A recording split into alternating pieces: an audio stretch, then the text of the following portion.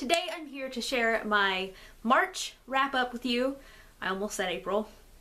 I don't know what month we're in. I don't know how I did it, but somehow I managed to read 10 books in March. I read 10 books. I had a social life. I had my full-time job. I don't know how I did it, but I made it work. Most of the books I read in March I really liked as well, so it was a great month. The majority of the books were either 4 or 5 stars, although I did have a couple of 3s in there as well, so without further ado I'm just going to jump into it since there's 10 to talk about. The first book that I finished in March I actually read a majority of in February. I just didn't finish it in February. I finished it like the 2nd or 3rd day of March. And that book is Girls of Paper and Fire by Natasha Negan. This is a YA fantasy book. I believe it's a debut as well. And it's set in this world where there are different kind of castes of people. The lowest caste in this world are called the paper caste.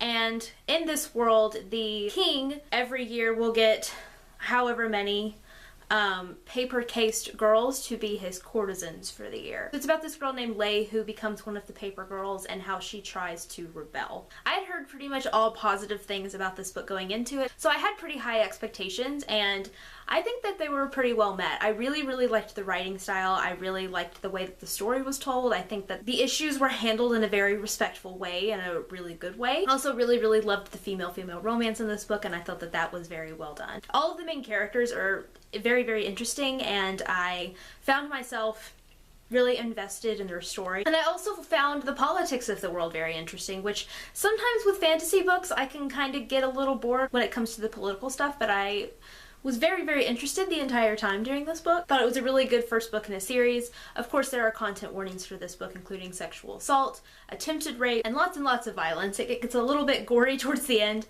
but I thought this was a really solid first book and I can't wait to see where this story goes. And I gave this 5 out of 5 stars. The next book I read was my only reread of the month and that book is Siege and Storm by Leigh Bardugo. I also started this one in February but didn't finish it until March. But this is the second book in the Grisha trilogy, which is a very beloved series here on BookTube, and I've been rereading these before I read King of Scars because I don't remember a whole lot about this trilogy. But I ended up listening to the audiobooks this time around for this one, and I don't know if it was the audiobook or it was the fact that it took me so long to listen to it because I was listening to it in my car instead of just like on my phone like I do most audiobooks, but I didn't enjoy this book as much as I did the first time I read it. It was definitely still a good time. I love the addition of Nikolai because he's one of my favorite Grisha characters in general. And the story, I mean, it was really good. I ended up remembering quite a bit as the story went on, so that was good, but I don't know. I didn't have the same level of enjoyment as I remembered having when I first read it back in 2017, I think. So I ended up giving this 4 stars, but I'm definitely curious to see what I think of Ruin and Rising next. The next book I read was actually on my March TBR, which was great, and that book is Maybe in Another Life by Taylor Jenkins Reid. This is the first Taylor Jenkins Reid book I've read that is not The Seven Husbands of Evelyn Hugo, so I was really excited to read it and I kind of did go in with high expectations, but I ended up really loving this book. So this book focuses on Hannah, and Hannah is moving back to Los Angeles after kind of living a little bit of all over the place the last few years. So she's moving back to Los Angeles, which is where she grew up, and she goes out one night with her best friend Gabby and Gabby's husband, and she ends up running into her ex-boyfriend from high school, Ethan. While they're out, Hannah is presented with a choice of whether or not she wants to go home with Ethan that night or if she doesn't, and this book explores kind of what happens to Hannah if she makes each choice and follows her throughout it. I ended up really liking this book. I liked the concept and I kind of liked how it kind of explores the idea where the choices you make can affect your life in the long run, but also there are still some things that are just meant to happen and they'll happen anyway. But I really liked the concept of this. I adored Hannah and Gabby's friendship. Like, they had such a healthy friendship. They were honestly goals. Honestly kind of reminded me a lot of me and my best friend. But I ended up giving this 5 out of 5 stars. I really loved it. The next book I read was China Rich Girlfriend by Kevin Kwan. This is the second book in the Crazy Rich Asians trilogy. I can't really say what this one's about because it kind of spoils the end of Crazy Rich Asians, but we continue on from that story from there. I really didn't enjoy this one all that much compared to how much I enjoyed the first book. A lot of the characters that this book chose to focus on, I really just didn't care about their storylines, and I just wanted to get through it and get back to the characters I actually did care about. I mean, I loved all the drama just like I did with the first book, but this one just wasn't as fun. It wasn't as enjoyable. I thought the first third of it was really, really good. It reminded me a lot of the first book, and then it just kind of went downhill from there. So I'm hoping that I like the third one better. I ended up giving this one 3.5 out of 5 stars, which is still a fairly decent rating. The next book I kind of decided to just pick up on a whim because I needed another audiobook to listen to while I was waiting on some of my holds to come through. And so I ended up picking up Ignite Me by Tahereh Mafi. This is the third book in the Shatter Me series. This was the end of the original trilogy until she started expanding it. If you've watched my other videos where I talk about the Shatter Me books, I didn't really care for Shatter Me that much. It was one of my more disappointing books of last year. It made that list. And then I enjoyed the second book, Unravel Me, a lot. I loved this book. I was genuinely shocked about how much I loved this book. Though I'm glad that she decided to expand on it because I think there's definitely a lot more that we can do with this. I would have been happy with this ending. I thought it was really well done. So this definitely turned the series around for me. I'm genuinely excited to continue on with it and get Restore Me and Defy Me. The only thing that really annoyed me in this book is I got so tired of Adam's bullshit. I wish there'd been a little bit less of that, but at the same time I get why it had to be in there, but he just irritated me so much. And I kind of feel like the final battle, for lack of a better word, was a little underwhelming. I feel like there could have been a little more, but whatever, that's fine. We have more books. I ended up giving this 4.5 out of 5 stars. I'm really glad I decided to read it. And now I want to get to the rest of the series. The next book I read is a book that pretty much everybody read in March. But for a reason, a good reason, and that book is Daisy Jones and the Six by Taylor Jenkins Reid. This is her newest release, and it follows Daisy Jones, who is trying to start her singing career in the 60s, and it also revolves around the band The Six. And a majority of this book is about them making an album together.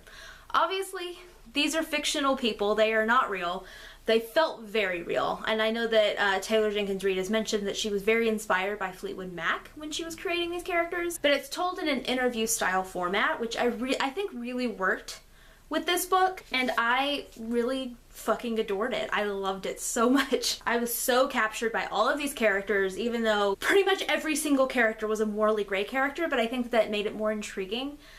They made a lot of really bad decisions, but you still were rooting for them, and I got so invested in this story. I cannot wait for this to be adapted because Reese Witherspoon is adapting this into a TV show, and I cannot wait because the lyrics for the songs in this book are great, and I can't wait to actually be able to hear them. I want to see if what they sound like in my head is anywhere near what the final product's gonna be, but I can't wait to actually be able to hear the songs and be able to listen to them. Really the only thing about this book that kind of irritated me was I felt the ending was a little bit underwhelming. I was wanting a little bit more, but it didn't bother me that much. If you are a fan of music, if you like rock and roll, I think this book deserves all the hype it's getting. I absolutely adored it. Trigger warning for addiction and abortion, but also at the same time I think that those things were handled very, very well, and I ended up giving Daisy Jones 5 out of 5 stars. Taylor Jenkins Reid, if you can't tell, has basically become one of my new favorite authors between the 2 books I read this month and Evelyn Hugo last year. After finishing Daisy Jones, I really wanted to just kind of fly through something really quick, and I got a book in the mail that was really short, so I decided to pick it up and read it. That is Water Runs Red by Jenna Claire. Jenna is a booktuber here on BookTube. Her channel name is Jenna Claire K. And I was really excited whenever she announced she was coming out with a poetry collection. Jenna is based here in Nashville, and so I see her at a lot of book events, and she's really, really sweet. And I was really excited to get to read her book and support her in that way, but I actually ended up really, really loving it. It's honestly, for one, it's visually stunning. It's gorgeous. The paperback version is black and white, but she also has an ebook that's in full color. I got so excited every time I would find one of her Taylor Swift references in here. But I think the biggest thing that I related to in this book was she talks a lot about friendship breakups. And I feel like that's not something that's talked about a lot, in the way that friendship breakups can hurt just as bad, if not more, than a romantic breakup. It's still a really terrible thing to go through. And I don't mean drifting apart from a friend or something, but actually having a big falling out with someone you were best friends with, and wishing them the best, but no longer talking to that person or ever wanting anything to do with that person again. And that's something I've been through, and it took me years to accept and get over. And reading about that in this book just meant a lot. It meant a lot to me. I mean, she's spot on. I related a lot to the poems about that. Yeah, if you like poetry at all, I definitely say give this a chance.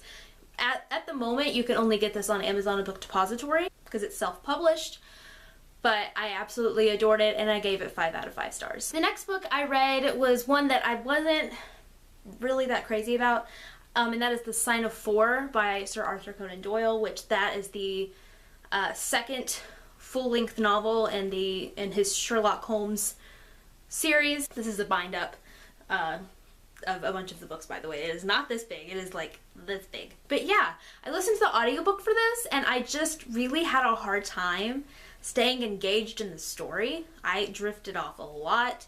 So I think that it was probably the audiobook, even though the narrator sounded fine. I just think I just wasn't meant to take this story in on audio. So I didn't end up enjoying it that much. I think that whenever I continue reading more Sherlock Holmes books, I'm going to read them physically instead of listening to the audiobook, so lesson learned. But yeah, I just didn't really enjoy this one that much. It was a quick read, which was great. It didn't take me that long to listen to it, but I really just didn't get a whole lot of enjoyment out of it, and I gave it 3 stars. So the next book I read is one I've been meaning to read for months, and it left me shook. And that book is Two Dark Reins by Kendare Blake. This is the 3rd book in the Queens of Finburn, Three Dark Crowns series. And it destroyed me. I will say, out of the 3 books released so far, this one is my least favorite. I think that it is not as strong, it's not as gripping until towards the end, whereas the other ones had me gripped the entire time. Not that I wasn't invested, because I'm already so invested in the series that nothing was going to pull me away from that. I just didn't think it was as strong as the other 2 books, because it started off slower. But the frickin' cliffhangers, yeah, cliffhangers, plural, are killing me. They are killing me. I cannot wait until the 4th book comes out this fall and it's the final one, and I'm stressed. I'm so stressed from this series, but it's so good. I love this series so much. I adore it. And even though this is the weakest book out of the series, it still packed a punch. And I still gave it 5 stars because I had a great time. Read this series. I just realized I didn't explain what the series is about. If you don't know, the first book, Three Dark Crowns, follows this island called Finburn, and on this island, the queen always gives birth to triplets, and each triplet has a different magical power. And when the triplets are about 5 or 6, they are separated and raised separately. And then once they reach the age of 16, they start what's called the Ascension Year, and it's a year where the queens have a year to kill each other off, and then whoever survives gets to be the island's next queen, and the process repeats. And it's really intense, and I love it. And the final book I finished in March was Year of Yes by Shonda Rhimes. This is Shonda Rhimes' sort of memoir. Basically, Shonda got told by a family member that she never says yes to anything. And this kind of inspired her to have what she called her Year of Yes, where she tries to say yes to essentially everything. So, like, yes to doing events when she's asked, yes to doing interviews when she's asked, and then she talks about other forms of saying yes, like saying yes to her body, saying yes to her family, and that kind of thing, and she goes into that, and she weaves in stories about her life in it as well. Shonda Rhimes, of course, is the creator of very, very many TV shows, one of the, probably the most popular being Grey's Anatomy, which is one of my all-time favorite shows, and I've watched several of her other shows as well, and I always end up loving them. And I really like Shonda Rhimes as a person, but I really didn't know that much about her, and not only did I really enjoy learning more about Shonda, but she just writes in such an inspiring way. Like, the tone of this was so Shonda. Like, if you watch her shows and you listen to her characters speak, like, it's so Shonda. And I really enjoyed listening to the audiobook for this as well, because Shonda reads it herself. Another cool thing about listening to the audiobook is there are several speeches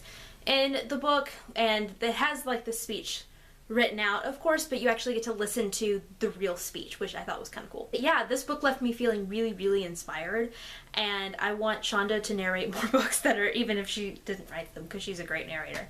And I ended up giving this 5 out of 5 stars. So like I said, I had a really great reading month. I gave the majority of the books 4 and 5 stars.